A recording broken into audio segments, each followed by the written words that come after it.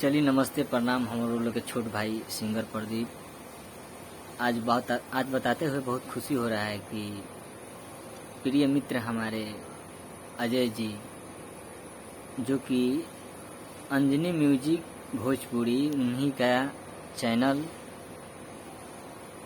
Launch किया है। तो आप सबसे हाथ जोड़कर विनती है, कृपया आप सब उस चैनल पर जाकर सब्सक्राइब, लाइक, शेयर ज़रूर कीजिए प्लीज़।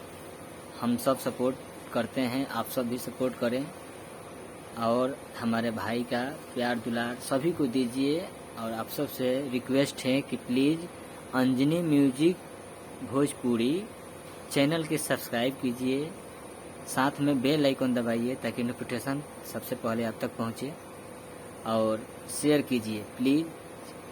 हमारे भाई को सपोर्ट कीजिए ताकि सारे जितने भी हमारे चैनल के माध्यम से आप सबका श्रोता जितने भी देख रहे हैं, उन लोगों के पास शेयर कीजिए, लाइक कीजिए और आप सबसे आशीर्वाद का कामना करते हैं कि हमारे भाई को प्यार दुलार दीजिए। अंजनी म्यूजिक भोजपुरी चैनल के सब्सक्राइब कीजिए, लाइक कीजिए और शेयर कीजिए, और अजय जी को इतना प्यार दुलार दीजिए कि अपने